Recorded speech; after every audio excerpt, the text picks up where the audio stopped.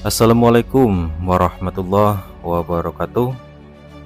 Rahayu, salam santun, salam hormat, salam takdim kami kepada para kiai dan para sesepuh di seluruh Nusantara dimanapun berada.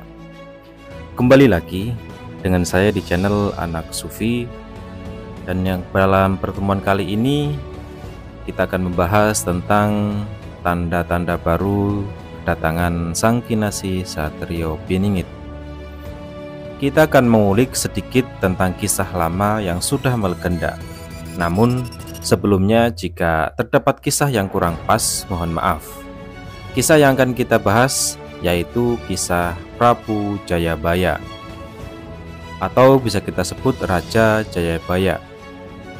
Raja Jayabaya dikenal sebagai sosok yang sering meramalkan masa depan. Ia adalah Raja Kerajaan Kediri pada tahun 1930-an hingga 1960-an, dan salah satu keturunan Prabu Airlangga, yakni penguasa tertinggi Kerajaan Kauripan. Jayabaya merupakan sosok yang adil dan hebat, yang juga kerap banyak dibicarakan karena ramalannya. Nah, untuk akhir tahun 2023 ini, dalam sesepuh kami yang telah kami sowani, beliau dawuh bahwa Jayabaya meramalkan ketidakadilan akan semakin terlihat nyata dan semakin nampak. Bahkan diprediksikan bahwa Ratu Adil akan segera tiba di akhir tahun ini. Ratu Adil dikenal sebagai seorang pemimpin yang digambarkan mampu menghilangkan kesengsaraan umat manusia di muka bumi ini. Kemunculannya sosok tersebut digambarkan oleh beberapa tanda Ratu Adil. Ia dipercaya akan tiba di Indonesia saat negeri ini memasuki zaman Kolobendu. Dipercaya akan tiba sesegera mungkin. Berdasarkan ramalan Jayabaya, akan ada masanya di mana Indonesia dipimpin oleh seorang Ratu Adil yang mampu membawa Nusantara menuju kemakmuran. Berikut adalah tanda-tandanya yang bertanda sudah nampak dalam ramalannya. Jayabaya menjelaskan dalam akhir-akhir zaman akan ada sosok Sang Ratu Adil, di mana jika sudah ada kereta yang berjalan tanpa kuda, tanah Jawa berkalung wesi, perahu berjalan di angkasa, pasar kehilangan gaungnya. Sekarang kita akan cari tahu ataupun artikan satu demi satu kata-kata di atas. Kereta tanpa kuda diartikan sebagai kendaraan yang digerakkan oleh mesin, contohnya mobil, kereta, dan alat transportasi lainnya. Sedangkan tanah Jawa berkalung besi bisa diartikan jika Pulau Jawa dan pulau-pulau lainnya tersambung oleh rel kereta api. Nah, ini sudah terjadi di masa-masa sekarang. Selanjutnya, perahu berjalan di angkasa bisa diartikan pesawat terbang dan pesawat-pesawat lainnya. Pasar tradisional tersingkir karena sudah digantikan oleh pusat-pusat pembelanjaan modern. Nah, itu adalah arti-arti dari kata-kata yang di atas tadi. Ada lagi pertanda yang ditandai dengan kemunculan bintang pari yang sangat panjang tepat di arah tenggara.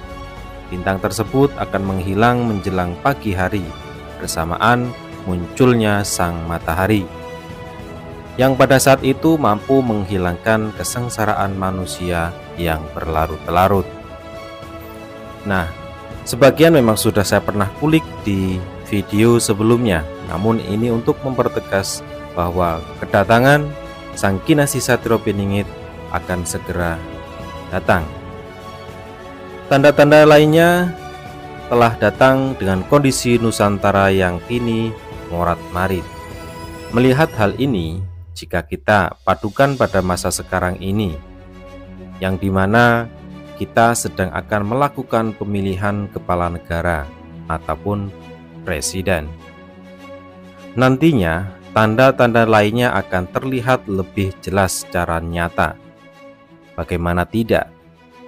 Ketika musim pemilu ini datang, tak dipungkiri, kita juga menyadari bahwa rakyat kecil akan jadi korban oleh para penguasa-penguasa negara ini. Mereka akan sibuk dengan dunianya mereka sendiri.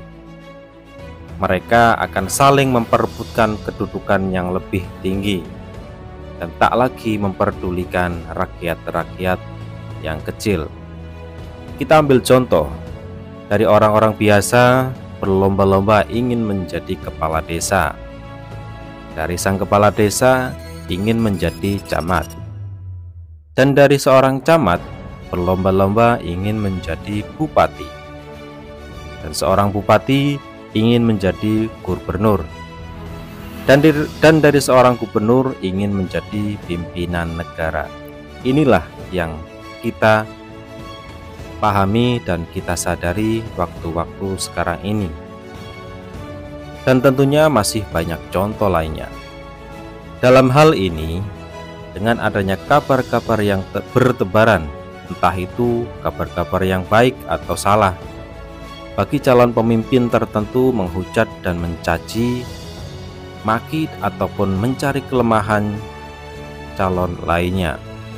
Begitu juga sebaliknya.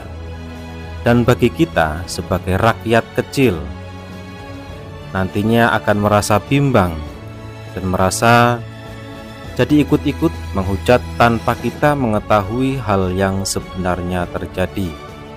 Bisa saja yang baik dianggap jahat, yang jahat dianggap baik. Kita akan perjuangkan mati-matian karena terlanjur condong pada pilihan tertentu, yang tentunya kita secara sejatinya belum tahu entah yang kita condongkan itu betul-betul yang terbaik ataupun yang terburuk. Biasanya kita menganggap ini tanpa mengetahui sejatinya yang kita perjuangkan. Kita mati-matian, bahkan saudara bisa saling ejek-mengejek. Maka dari itu, sebelum semuanya terjadi dan sebelum semuanya terlambat, kita harus benahi pikiran kita, hati kita, dan suasana kita.